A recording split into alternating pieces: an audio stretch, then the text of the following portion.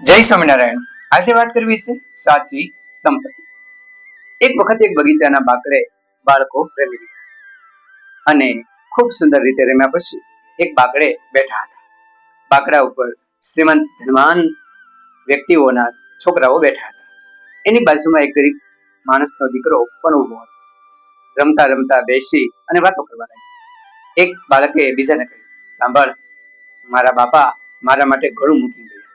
10 લાખ રૂપિયા મારા માટે મૂક્યા છે. હવે મને કોઈ ચિંતા નથી. મારું જીવન આમ જ ચાલ્યા કરશે. ત્યારે બીજા છોકરાએ કીધું કે એમાં શું, તારા બાપા તો તારી માટે 10 લાખ મૂકી ગયા. મારા બાપા મારા માટે 20 લાખ રૂપિયા મૂકી ગયા. 4 બંગલા, 6 ગાડીઓ, નોકર ચાકર ભરમાર, આટલું મારા માટે મૂક્યું છે. એટલે મને કોઈ ચિંતા જ નથી. એ વળી ત્રીજો કહે કે એમાં શું, મારા બાપાએ તો ખૂબ અઢળક સંપત્તિ, ગાડીઓ, નોકર ચાકર, ફેક્ટરી, આમ અનેક પ્રકારના વ્યવસાયો મારા માટે મૂક્યા છે. હવે મારે કશી ચિંતા નથી, બધું જ મને મળી રહેશે. ત્યારે બાજુમાં ઉભેલો પેલો ગરીબ માણસનો દીકરો ખડખડાટ હસી પડ્યો. આથી પેલા બાળકો તેના સામે ડોળા કાઢ્યા, કેવા લાગ્યા, દાંત કેમ કાઢે છો? તારા બાપાએ તારા માટે શું મૂક્યું?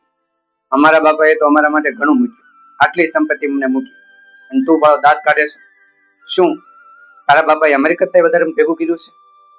ત્યારે પેલો ગરીબ બાળક હસતો બંધ થઈ કહ્યું, ના ના, એવું તો નથી, સંપત્તિ નથી મૂકી, પણ તમારી કરતા વધારે મૂકીને ગયા છે. ત્યારે પૂછ્યું કે વળી એ વધારે શું મૂકીને ગયા? ત્યારે ગરીબ મા બાપના દીકરાએ કહ્યું કે તમારા બાપા તમારી માટે 10 લાખ, 20 લાખ, ગાડીઓ, બંગલા આવું મૂકીને ગયા છે. જ્યારે મારા બાપા મારા માટે આખી દુનિયા મૂકીને ગયા છે. મને આખી દુનિયા મળી છે. એટલા માટે મારે રૂપિયા સાથે કોઈ ગણતરી નથી અને હું આ જ રીતે આનંદથી જીવન જીવવાનો છું.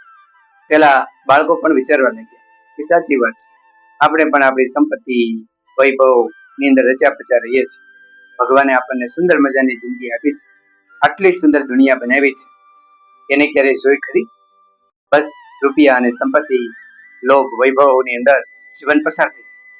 જ્યારે આની પાસે તો અફાટ દુનિયા છે, જ્યાં પણ આનંદથી રહી શકે અને ધન મેળવી શકે, કાર્ય કરી શકે અને ભગવાનને પણ મેળવી શકે.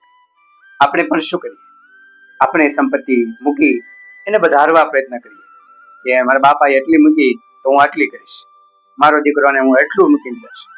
એ જ રીતે દીકરા માટે ધન સંપત્તિ ભેગી કરતા કરતા જીવન પૂરું થઈ જાય. તારા માટે શું કર્યું?